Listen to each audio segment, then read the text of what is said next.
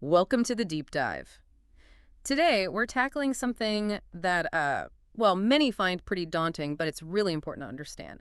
Filing for divorce in Ontario. That's right. We've got this really comprehensive guide, just published this April, actually, from GTA Divorce. hmm Our mission here is to pull out what you really need to know, the key steps, the legal side of things, and make it, well, clearer, less overwhelming. Definitely. Think of it as getting the essential info without wading through all the jargon. Exactly. A shortcut to understanding the ins and outs here in Ontario. And this guide, it really does cover a lot. You've got the laws, the actual step-by-step process, what happens with kids, and even alternatives like mediation instead of court. Okay, so let's start with those laws. The guide mentions federal law, the Divorce Act, but also Ontario's Family Law Act. How do those two work together? Right, so the big picture, divorce itself, that's federal, but Ontario layers its own rules on top, especially for things like property and support.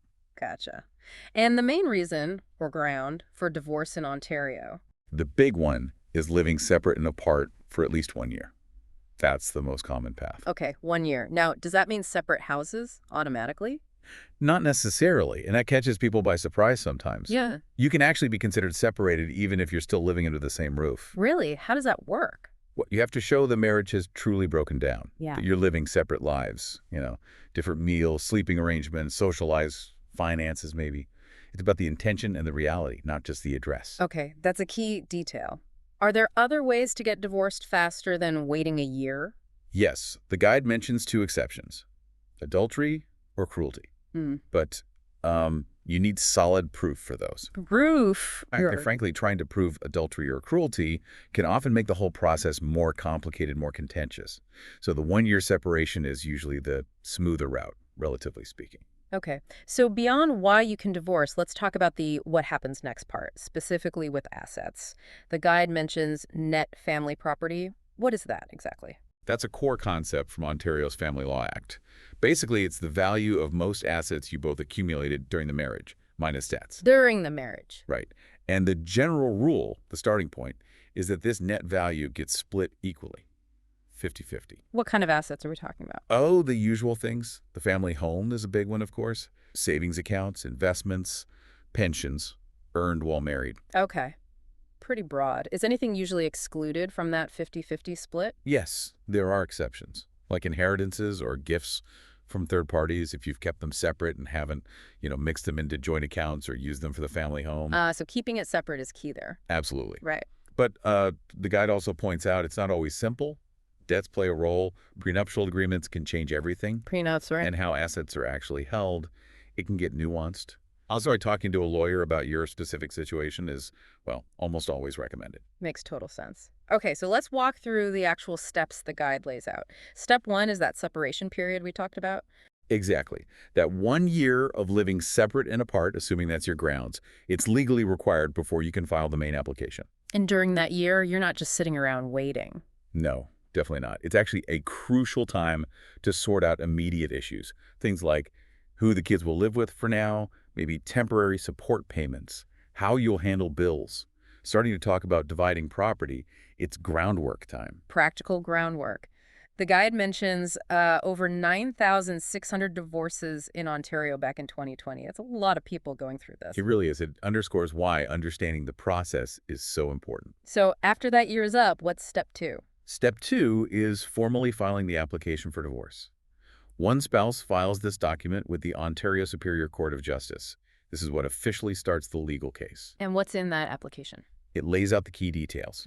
Info about the marriage, the separation date, the grounds for divorce, and crucially, any claims you're making like for custody, child support, spousal support, or how you want property divided. Okay. And there are costs involved, right? Filing isn't free. No, it isn't. The guide pegs the total court filing fees around $632 currently. It's usually paid in a couple of stages, not all at once right at the beginning. Got it. So application filed, fees paid. What's next? Step three is serving it. Correct.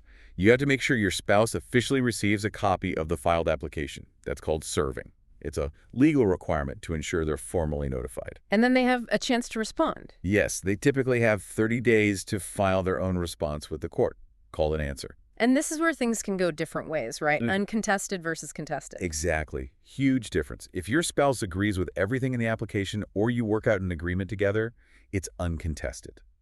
That's much faster, simpler, less expensive. How much faster? The guide cites StatCan data suggesting around 6.5 months on average for uncontested cases in Ontario to be finalized. Wow, okay, and contested. That's when you disagree on one or more major issues: custody, support, property.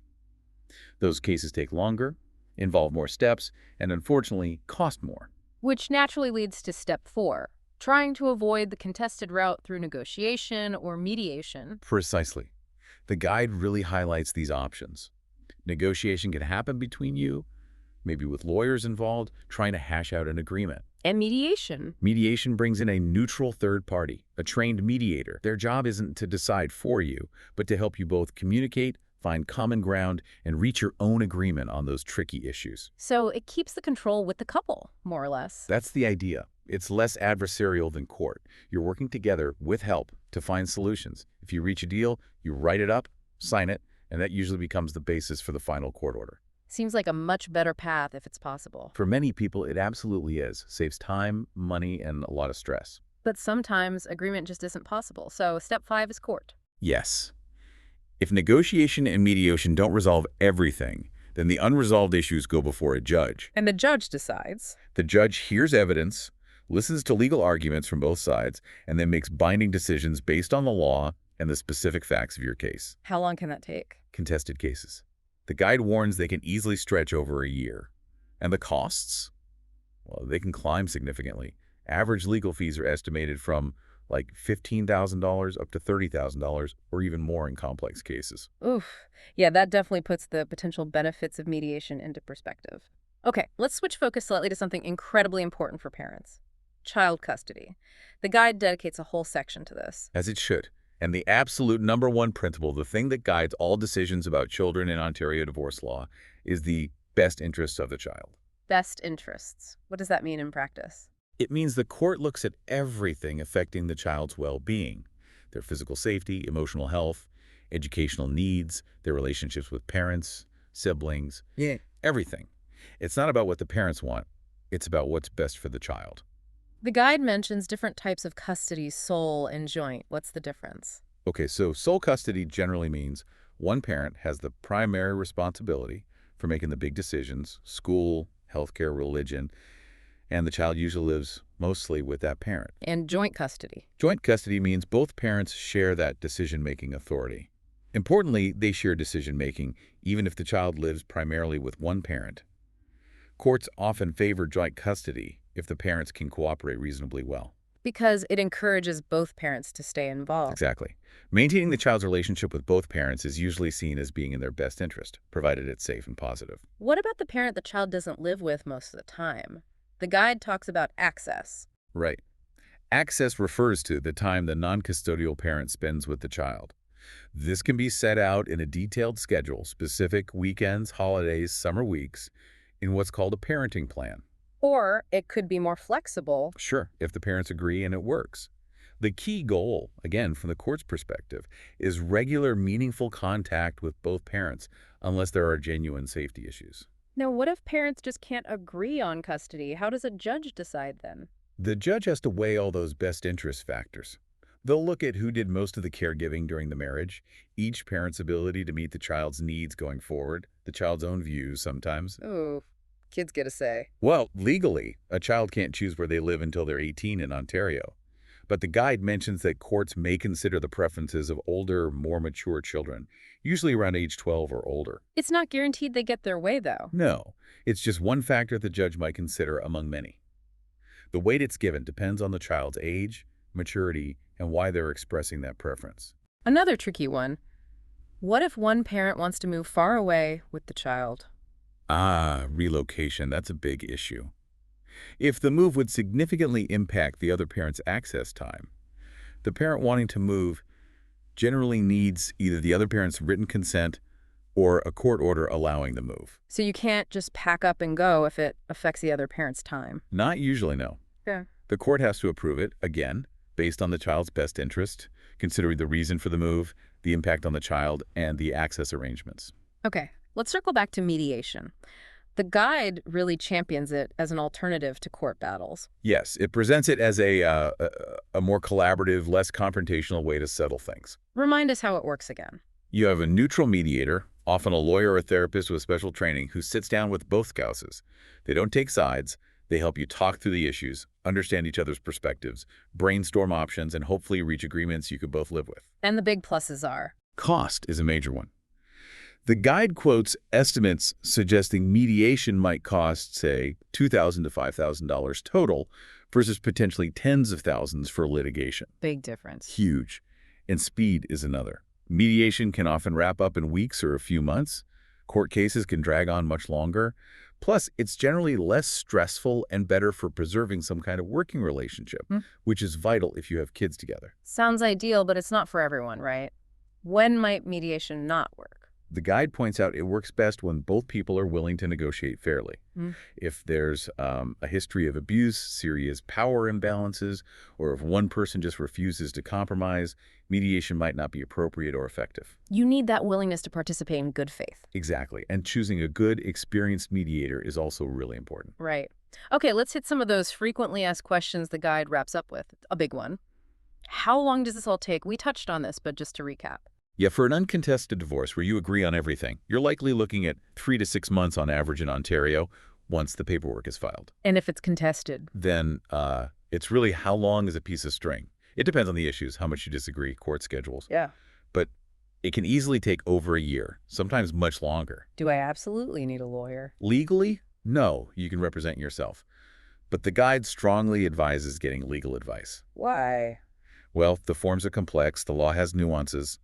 A lawyer makes sure your rights are protected, that the paperwork is done right, and they can negotiate for you. It's usually money well spent, especially if things are complicated or contested. And the cost question again, rough estimates. For that simple, uncontested divorce, maybe $800 to $2,000, including court fees and maybe some basic legal help. Contested, as we said, it can jump way up $10,000, $15,000, $30,000. It depends entirely on the conflict level and complexity. What about the house, often the biggest asset? What happens there? Typically, the value of the family home acquired during the marriage is part of that net family property we discussed, so its value is usually split equally. How that actually happens, one person buys the other out, or you sell it and split the proceeds, can be negotiated or decided by the court. Okay. And last common question. Spousal support. Can I get it, or do I have to pay it? It's possible, yes. It depends on need and ability to pay. Factors like how long you were married, the roles you each played, like if one person stayed home with kids, income differences, all that gets considered. It's not automatic. So lots to consider there, too. Okay, let's try to wrap this up. We've gone through the guide's key points.